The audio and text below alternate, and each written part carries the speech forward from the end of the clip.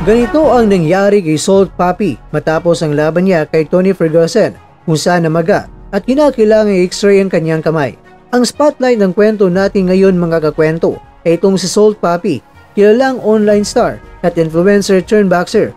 Ang kanyang tunay na pangalan ay itong si Nathaniel Bustamante matapos ang kanyang mainit na laban kontra yan sa UFC legend na si Tony Ferguson.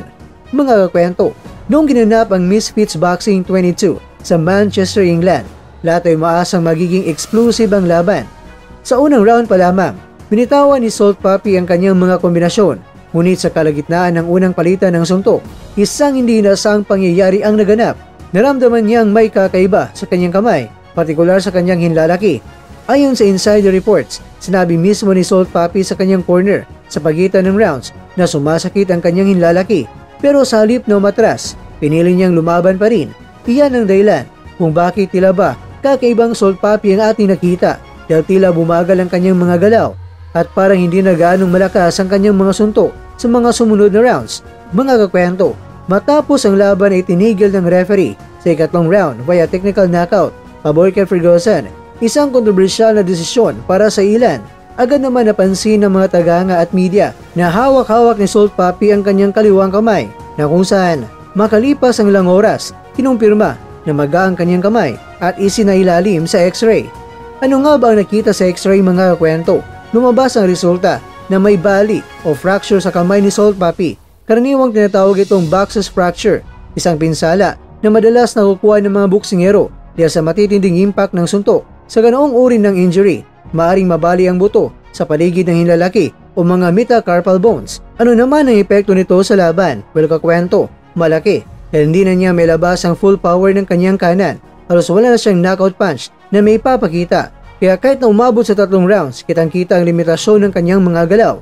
Ngayon mga kakwento, pag-uusapan naman natin ang recovery process. Ayon sa mga eksperto, kapag may fracture, karaniwang kinakailangan ng immobilization o paglalagay ng cast o splint sa loob ng 4 hanggang 6 na linggo. Kung maluba, surgery at paglalagay ng bakal o pin upang may tama ang buto. Physical therapy pagkatapos para may balik ang lakas at flexibility ng kamay. Sa madaling salita, posibleng aabuti ng 2 hanggang 3 buwan bago makabalik sa full training itong si Salt Papi. Mga kakwento, mahalagang tandaan para sa isang boksingero, ang kamay ang pangunahing sandata. Ang pinsalang ito, kung hindi gagamutin ng tama, ay maaaring makakaepekto sa kanyang karera. Kaya naman, seryoso ang recovery na dapat pagdadaanan ni Salt Papi. Dagdag pa rito, maraming mga boxing fans ang nabigay ng suporta sa kanya online. Sa social media, umikot ang mga mensaheng "Get well soon Salt Papi" and "We'll wait for your comeback."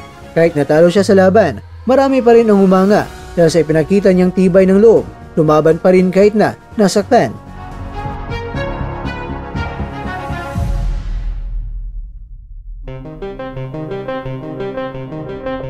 Mga kakwento, yan ang buong ulat tungkol sa naging kapalaran ng kamay ni Salt Papi matapos ang laban niya kontra kay Tony Ferguson. Isang kamay na namaga, nabalian at tumaan sa x-ray. Ngunit pinatunayan niya ang kanyang tapang at determinasyon. Ang tanong ngayon, makakabalik pa ba siya sa susunod na taon na mas malakas at mas handa? Abangan natin yan mga kwento.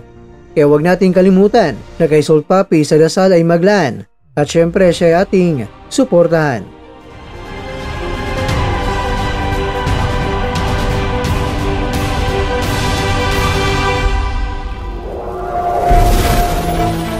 At dyan, nagtatapos ang ating kwento.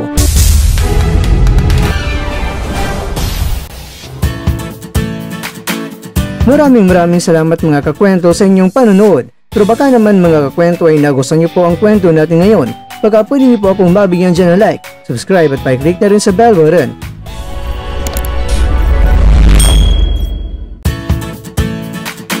Pero bago tayo tatapos mga kwento, syempre, shoutout po muna tayo dyan sa ating mga kakwento. Kay kakwentong Raul Pulboso, kay kakwentong Mario Frederic Cabillon, kay kakwentong Nick, at kakwentong nanonood ngayon, shoutout sa iyo dyan. Bueno, hanggang dito na po muna ang ating kwentuhan at abangan nyo na po ating susunod na video. At dito lang po yan sa isang channel na kung saan maaring ito'y mga kwentong di pa na kwento sa inyo.